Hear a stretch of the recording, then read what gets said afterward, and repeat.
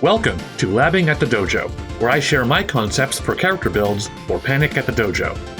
To kick off our very first episode, I thought about doing a Street Fighter build, given that it's the godfather of the modern fighting game. However, instead of building our boy Ryu, I thought I'd swerve and build the tyrannical dictator of Shadowloo, M.Bison. In this video, I'm going to show you my process for building characters, as well as a little extra special something. I'm not going to go into every single detail in the book, but for those of you who are interested in Panic at the Dojo, I hope I can showcase enough of the game that you might purchase it and try it for yourself. It's available on itch.io from Liberia Gothica Games and on drivethrurpg.com. The core of creating any character in Panic at the Dojo is to assemble 3 stances to give you a variety of combat styles. But because there are so many options to pick from, I prefer to set a few goalposts down. In order to do that, I need to define who M.Bison is and express it through his fighting style. As the leader of the criminal organization Shadowloo, M.Bison is a simple man who only wants one thing: power beyond mortal limits.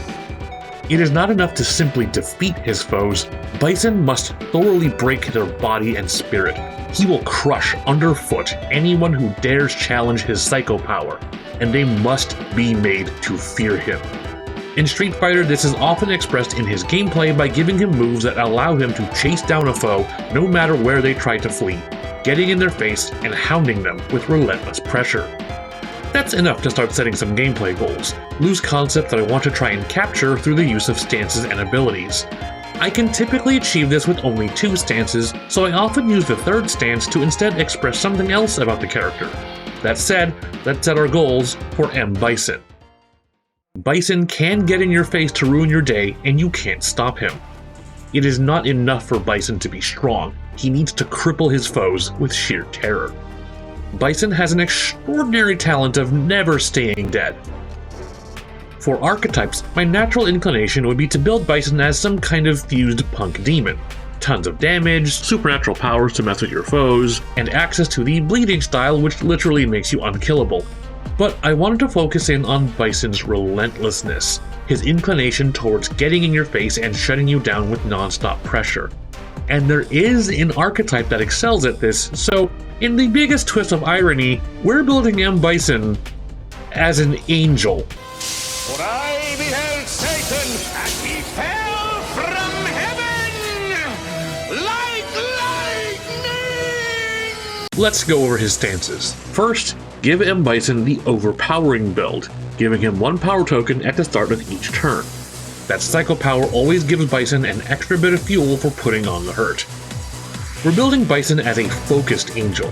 The ability of the focused angel lets Bison hand out a challenge token every turn, dealing damage and healing every time he issues a challenge. With this, Bison can constantly force a target to deal with him, while the tables slowly tilt in his favor just by his sheer presence. His first stance is Knee Press Nightmare, made from the Judgment style and Wild form. This stance will deny your opponents their lowest action dice, allowing you to chase them down and prevent them from fighting back. If for whatever reason you find yourself on the back foot, the extra conditions of Wild form will give you the extra dice and more actions to keep laying on the damage. His second stance is Psycho Crusher, made from the Winged style and Power form. Bison sacrifices a bit of his speed tokens for more power, but his ability to teleport more than makes up for his lack of mobility. Once he closes in for a full-powered Psycho Crusher, it's game over for you. Finally, to give Bison some staying power, his 3rd stance is Undying Dictator, made from the Halcyon style and Vigilance form. If anyone dares apply debuffs to him, Bison can automatically cleanse tokens from himself at the start of his turn, gaining iron tokens for each token he removes from himself. And that's pretty much it for M.Bison, a terrifying rushdown monster who locks down victims, blows them apart with psycho power, and refuses to die. But I think I want to do a little more. M.Bison is already pretty fun, but I think M.Bison would be better expressed as a boss. Building M.Bison as a boss isn't that much different from building him as a player character. His 3 stances are already perfect for terrorizing a team of heroes, and statistically all you have to do is change his passive ability from Focused Angel to Fused Angel, remove his overpowering build, and add an extra d4 action dice to each of his stances, and then give him extra health bars and actions per turn to scale with the heroes. You may have noticed that I've taken the liberty of renaming all of Bison's stance and actions from their original Panic names. I normally do this for flavor, but as a boss fight this also adds an extra layer of complications. Your players won't immediately know what Bison's stances do, nor how to counteract them. I playtested this with the group on the Sugar Punch Discord, and part of the challenge involved doing some sleuthing mid-battle to analyze and identify which stance was which, and honestly it was a lot of fun. This is about the minimum you'd have to build if you just want Bison alone to face a group of heroes, but let's not forget that Bison is the leader of a criminal organization. He has plenty of goons at his command, and a fondness for building doomsday weapons. We're going to build a unique boss encounter with an additional twist: the Psycho Drive. The Psycho Drive will continuously empower Bison every turn until the players find a way to shut it off. Depending on how hard you want to make the fight, you can choose one or more of these parameters for the Psycho Drive. For an extra difficult boss battle, consider this final parameter: Bison cannot be reduced to 0 HP while the Psycho Drive remains online. Players can either use a special action to shut off the Psycho Drive, as long as they can remain operating the console until the end of the round uninterrupted, or they can attempt to destroy it. The Psycho Drive has 1 armor, 20 HP, and anyone who deals damage to the Psycho Drive suffers feedback and takes 1 weakness token.